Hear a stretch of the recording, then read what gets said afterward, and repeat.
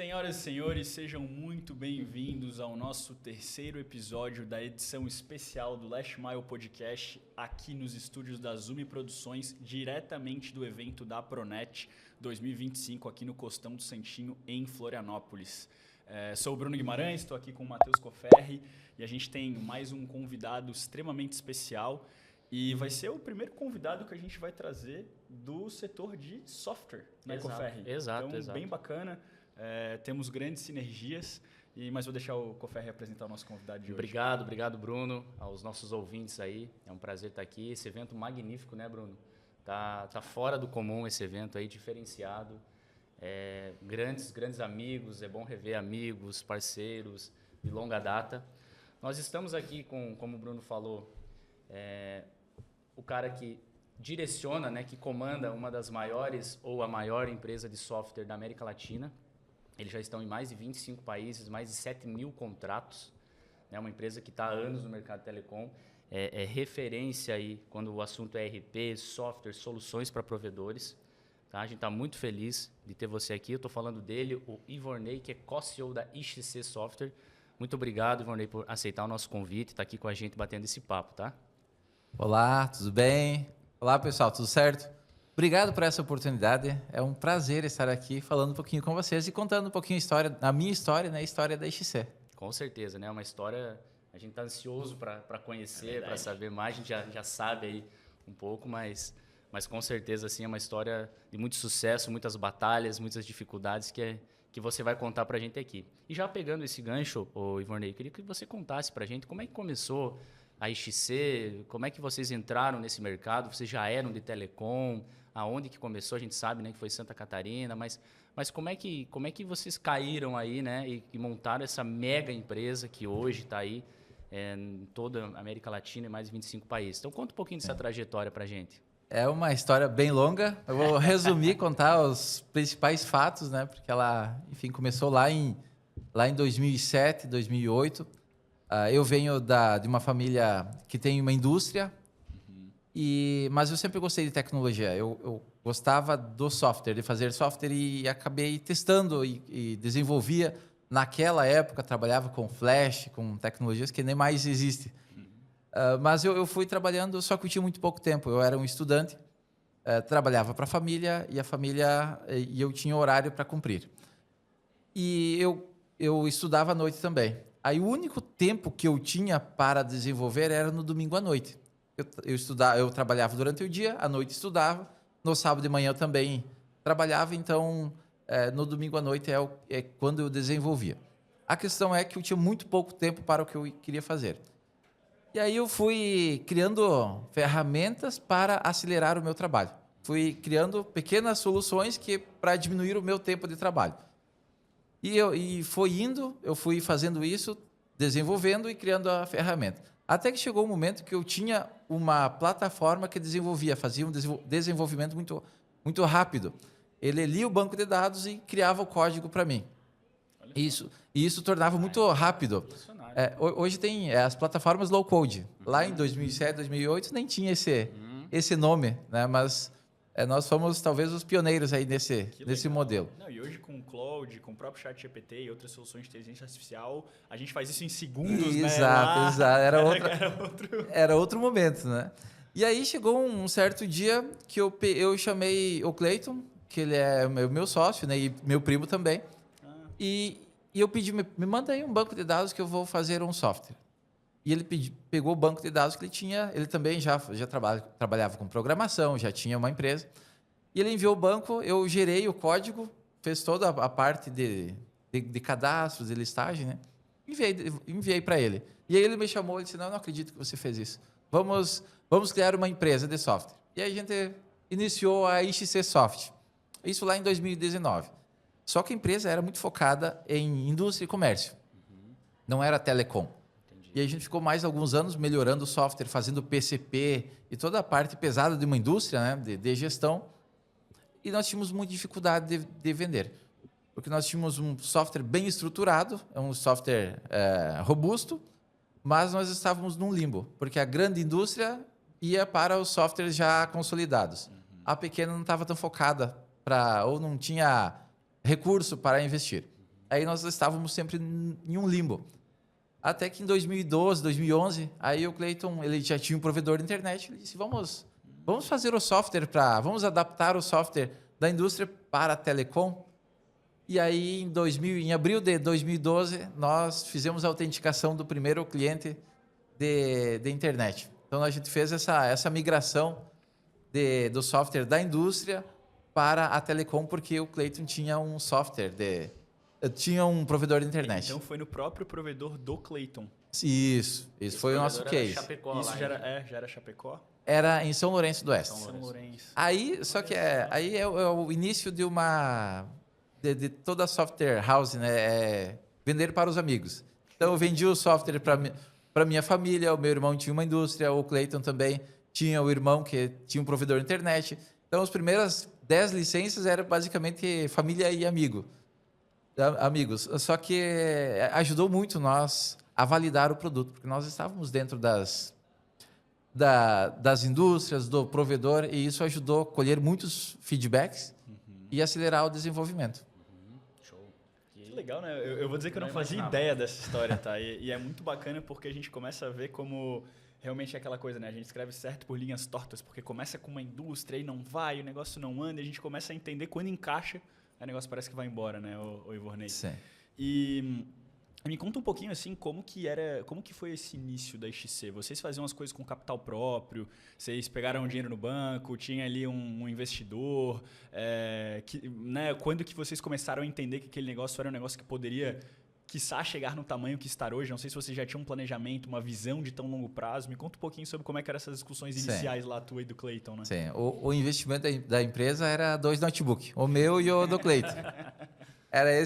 Foi o investimento e nunca teve capital externo. Foi o nosso início, foi isso. Cada um tinha seu notebook, trabalhava.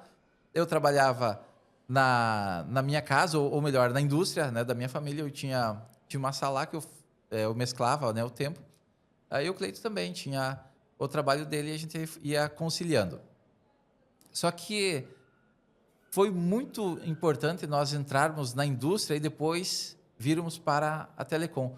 Porque, não sei se vocês lembram, mas naquela época, o provedor começou a se consolidar em 2012, aí eles estavam e tinham muita dificuldade técnica. Os provedores estavam aprendendo a entregar a solução. Então, as feiras, os momentos de conexões, o pessoal falava em coisas técnicas. Era da rádio para fibra, um rádio melhor, uma velocidade maior, né? É isso mesmo, não falavam de gestão. E nós, como vínhamos da indústria, nós falávamos de gestão. Então, de 2012 até 2016, nós sempre falamos de gestão.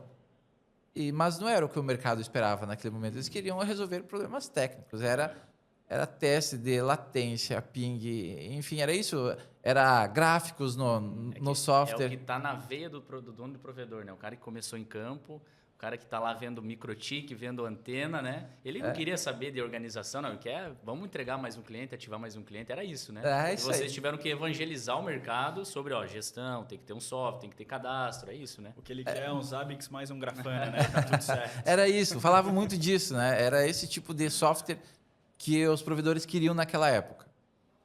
Mas nós sempre dobramos de tamanho. Só que, lógico, em 2012 nós tínhamos um cliente. Então, todo ano dobrava o tamanho. Foi 2, 4, 6, 2, 4, 8. Mas com esse discurso de gestão. Aí, em torno de meados de 2016, 2017, o mercado ficou maduro. Né? Os provedores já entregavam internet de qualidade. Não tinham mais esses problemas, né? Ou essas dificuldades. Aí o provedor começou a buscar a gestão. E aí existia a XC, que há muitos anos já estava falando de gestão, já tinha um software. E aí nós, em 2016, tínhamos 500 clientes, aí nós continuamos dobrando de tamanho. Só que de 500 e foi para 1.000, depois 2.000, e aí nós começamos a escalar, mas porque nós estávamos preparados para o momento. Aí nós estávamos já com um software que, de fato, entregava a gestão para os provedores. Além da toda a parte técnica, mas o foco mesmo começou a se tornar a uma gestão mais adequada para os provedores. Legal. Que bacana. E Ivorney, então, continuando, é porque se deixar falar de empreendedorismo, início de empresa, né, eu já aproveito e tento fazer uma mentoria para mim mesmo aqui no podcast. Não, mas brincadeiras à parte, e um questionamento que eu tenho assim, é muito relacionado a essa parte de concorrência, né? Como que era a concorrência nesse momento? Vocês tinham outros softwares concorrentes? Vocês estavam navegando num oceano azul? Como que era assim, essa pegada justamente nesse período? E também, se quiser transbordar um pouquinho para os dias de hoje, que eu imagino que tenha mudado bastante também, né? Sim, naquela época já tinha software consolidado no mercado. Quando nós entramos, nós fomos uma novidade no mercado que já estava consolidado. Já tinha o software, já tinha os 4 ou 5 que dominavam o mercado. E nós entramos como uma novidade. E talvez isso também... nós tínhamos um discurso um pouco diferente e que demorou um pouquinho mais porque o mercado demorou um pouquinho para se encaixar no que nós entregávamos. Nós estávamos vendendo algo que ainda não estava pronto. Mas sim, já tinha várias empresas, inclusive a maioria ainda está presente no mercado, né? Mas não foi o Oceano Azul, ela era um mercado consolidado. Briga de foice. É, isso aí. Legal. Eu imaginava que talvez seria um pouquinho mais fácil nessa época devido a essa falta de maturidade, né, que os provedores tinham sobre gestão, sobre software, sistemas, né? Então, ao contrário do que eu imaginava, já estamos aprendendo aí já curioso, né? Como era.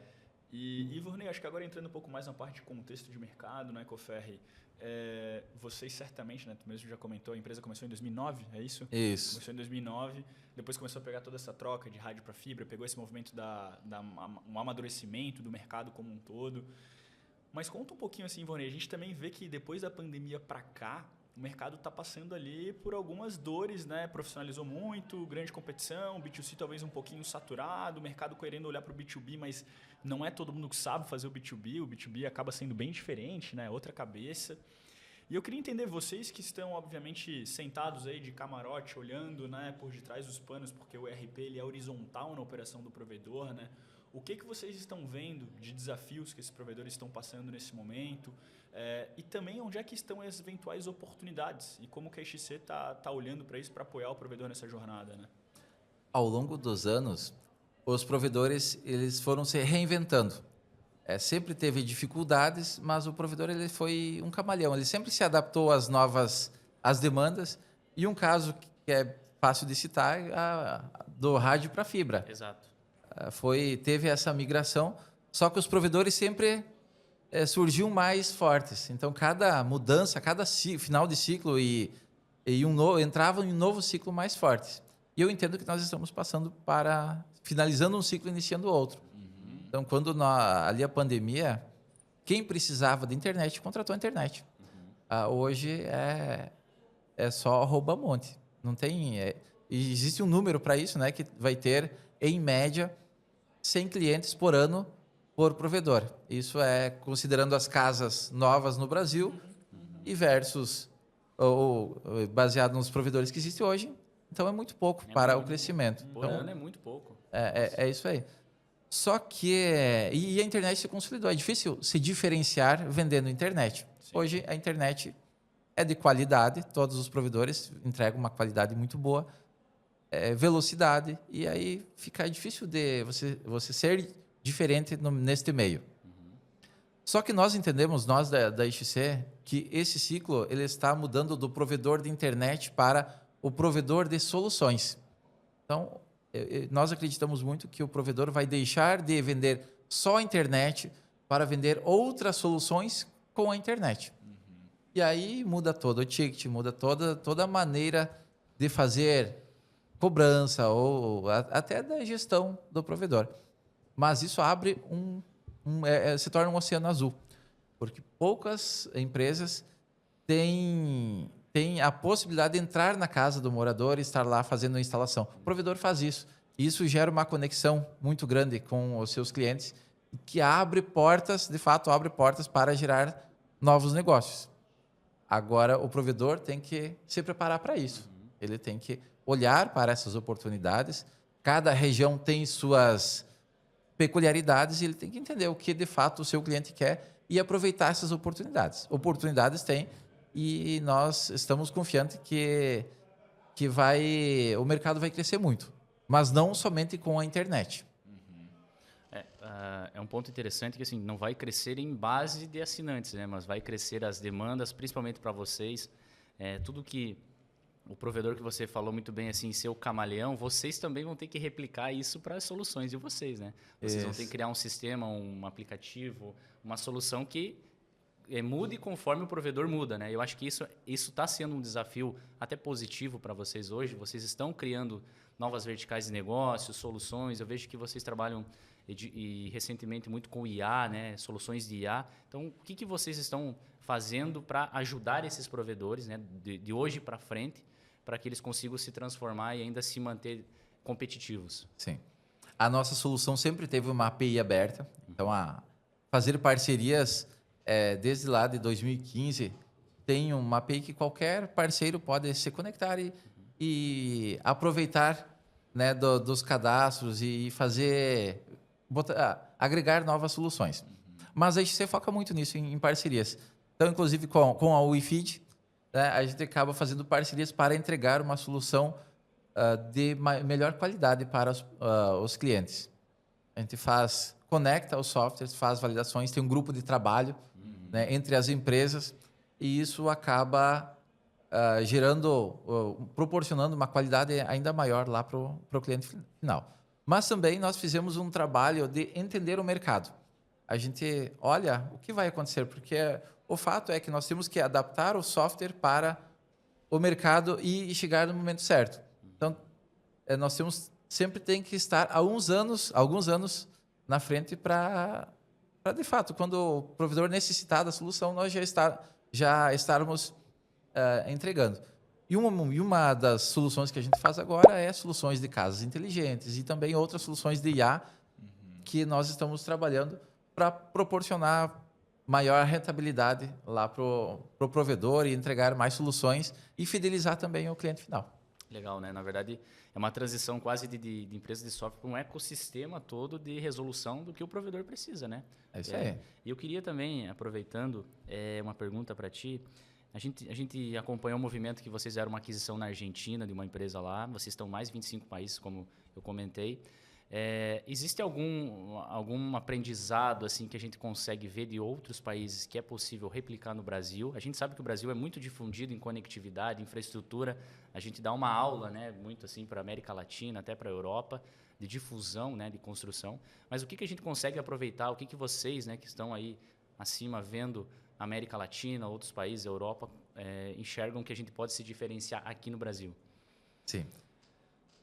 O Brasil é um case para o mundo de conectividade. Hoje, qualquer região do interior passa fibra. Isso é exceção. Nos países desenvolvidos, existe sim fibra e tecnologia, mas nos grandes centros, quando vai para o interior mesmo, não tem tanta fibra, não tem tanta conectividade como tem aqui no Brasil. E eu acho que a gente pode aprender muito, mas nós podemos levar muitas soluções para a América Latina e para o mundo. Nós somos um case de sucesso. Nós, provedores de internet, nós reinventamos como a internet entrega. Não existe outro modelo no mundo que funciona tão bem quanto nós. Nós estamos... Não sei nem citar quantos CNPJs tem de provedores aqui no Brasil, mas são muitos. Os números semi-oficiais é 22 mil, mas para mais, né? É isso aí. Não existe outra região. E essa aquisição foi feita para levar essas soluções do Brasil para a América Latina. Que legal. A Wispro, ela tem uma capilaridade muito boa, ela está em mais de 20 países, mas a solução deles e também dos provedores está lá no ano de 2016, 2017. Caramba. Então, tem muitas oportunidades em outros países, inclusive que clientes da XC estão indo para lá também. Estão aproveitando e levando a tecnologia de 2025 para regiões que está começando a difundir a fibra ou está ainda em processo de consolidação. Que show. Que legal, né? A gente consegue realmente... É como se vocês já soubessem qual que é o futuro do mercado naqueles países e o que deu certo aqui, obviamente, replica para lá. Deve ter uma particularidade ou outra de cada região, né? Mas querendo ou não, é uma estratégia bem interessante. E, Ivonei, eu queria resgatar um pouco mais esse assunto da inteligência artificial, porque Não adianta, né? A gente sabe quando vem um tema da moda, já foi criptomoeda, já foi NFT.